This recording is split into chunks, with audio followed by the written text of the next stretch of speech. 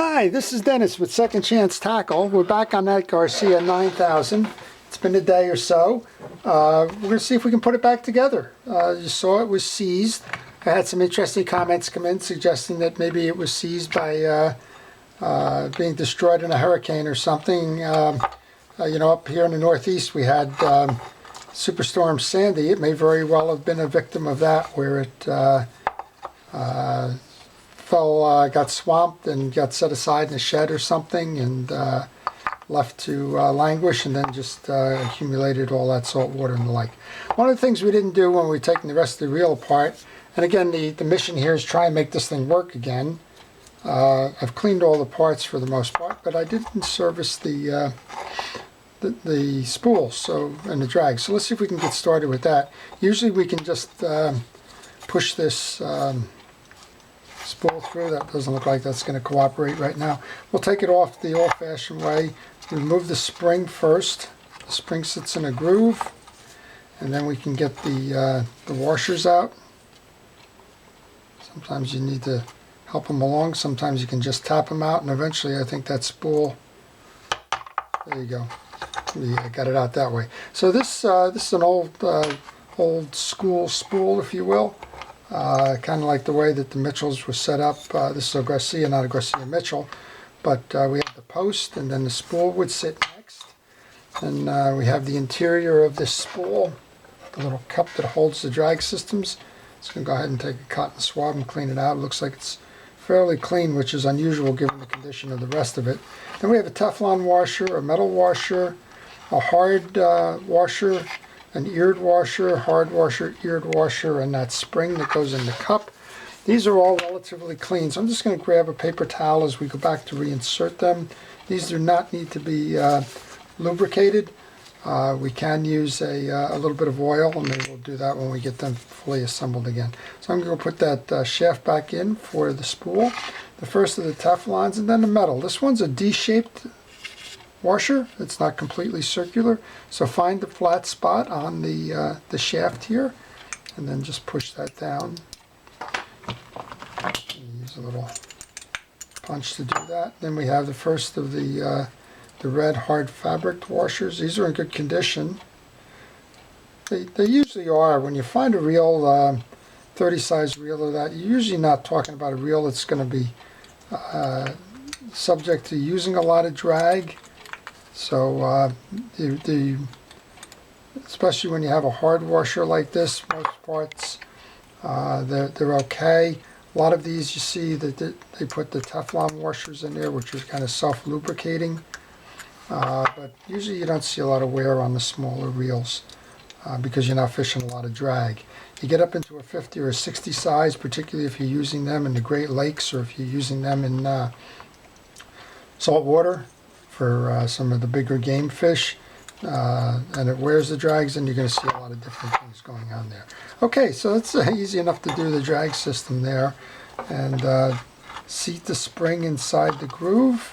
It is a spring, be careful about it, and as you notice I hold it on with my one hand as I go to work the other. There you go, I just heard it snap into the ring there, and just make sure that it's pressed down on this side as well,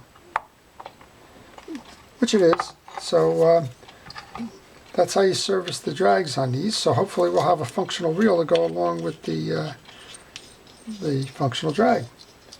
Okay, let's go take this. I'll show you. We've cleaned this all up now. You remember that we had all salt encrusted on the case. Let's start with the body first. One of the things I did was I took the pinion gear out completely, cleaned that up, so I'm going to just start by putting a little bit of grease on that. I use that Penn Reels blue grease.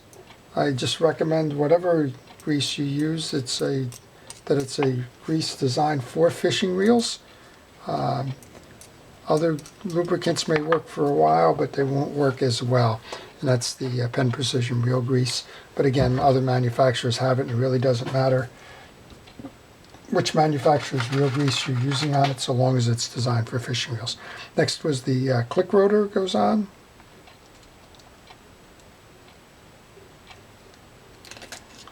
That presses down. Then we have a little bit of a collar that the bearing set atop, and then of course the bearing is going to go this way once we set that through the case. So let's go ahead and put that through the case. Restore that the way it was.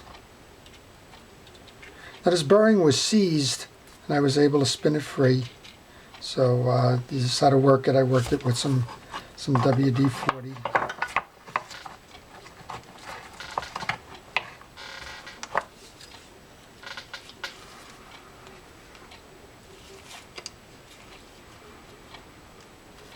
Okay, and then we can put that collar on. Now, this has been sitting for a day or two now, and it's always important, for me anyway, to suggest that if you're not familiar with working on reels, or if you have a tough time remembering things, to please go ahead and take pictures along the way. Use your cell phone, use your digital camera, use a video like I'm doing here to get you progress reports, points in time as to where you were taking things off of, so that when it comes time to put them back, like it is right now, you remember that. And also in this case, I also recommended, and always recommend, a parts basket, so that all of the pieces that you took off are in one place when you go for reassembly. Now, sometimes maybe it's not that important, like what we just did there with the drag washers, because we knew we were putting them right back in. But other times it is important, and you should, to the best of your ability, keep track of these things so that you don't lose them. Okay, so the bail was working fine. We tried that earlier, and I just put a little bit of oil on both sides of that to make sure that it works well going forward. Now we're going to install the rotor. There's a metal washer that goes on top of the rotor, you'll remember, and then there was the nut. And as you recall, I used a ratchet on this one because there's a deep side on this. Oh, got to set it the right way. It's still in the off mode. All right, ratchet's on, rotor's on. Oh my gosh. So you'll remember when we took a look at this to begin with, that this wasn't spinning at all, right? So we're set up to win here. Let's just see if we can now. So the next part up here is the side plate. We're going to reinstall that bushing in the side plate here. That is a bushing. There's two bushings and one bearing on this reel. You saw the bearing which was seized. I worked that free with some WD-40, and that was sufficient to do that.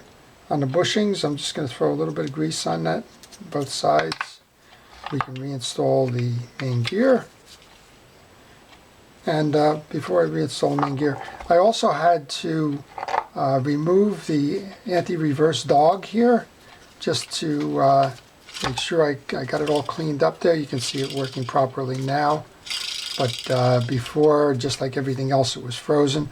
I took the screw out. There's a little spring that wraps around the screw and ties to the back of the arm of this dog. You can just about see it here. If you can't, you're going to have to trust me on it. So it wraps there, wraps around the spool, comes up and sits inside the case here. And that's what makes this go. And then, of course, we had to lubricate the buttons so that we could override it so that it doesn't work, doesn't perform as an anti-reverse should you want to backpedal the reel. Okay, main gear is on, and now we can insert the shaft. The shaft has a hole in the bottom of it that the crosswind mechanism is going to ride through. So that's next. We line it up like that, just straight through the two. Now we're going to put a little bit more of the blue grease onto the face of the main gear, and you'll remember that this one was kind of in sad shape as well with all the corrosion. We're going to line this up over the top so that it sits, and then we have to work that into the hole in the shaft. So hole in the shaft first. You just have to work it a little bit. And then into the groove here. So you want to make sure that the back end of that pin is riding in the groove here, which it is. And, well, no, I didn't take the side plate on. That was unfortunate, but Just go, wait for it to come around again. There we go. All right, now we'll just put that side plate back in.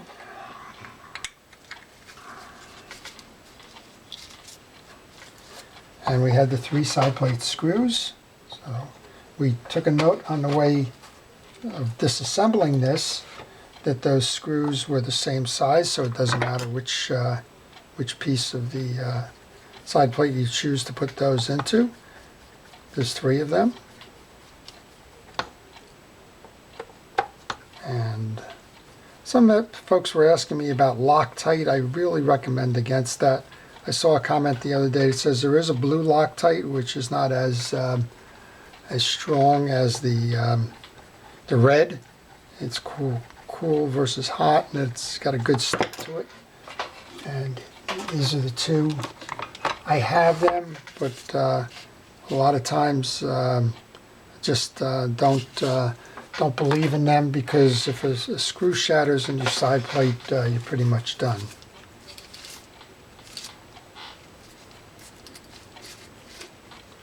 Okay, handle on. Here we go. Well, we got it back running again. Kind of amazing. Got it back running. So that's kind of like the highlight of this, right? We wanted to see if we can make this reel work again. We can. It took a lot of cleaning. Took some solvents for the burring.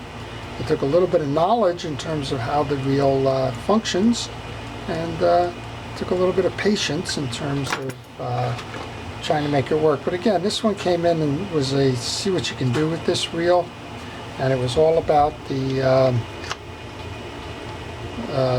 customer just knowing the reel and wanting to work with it. There we go. Nice solid performer. So I'll get it back to him. He'll be happy. It's got some sentimental value to it, and there's your answer. We can make that one work again. So nice reel. If you find one, now you know how to take it apart, lube it, service it, and put it back into production again. Nice reel. 70s Japan, 80s Japan. Okay, so with that, I'm going to sign off. This is Dennis with Second Chance Toggle. Thank you for watching.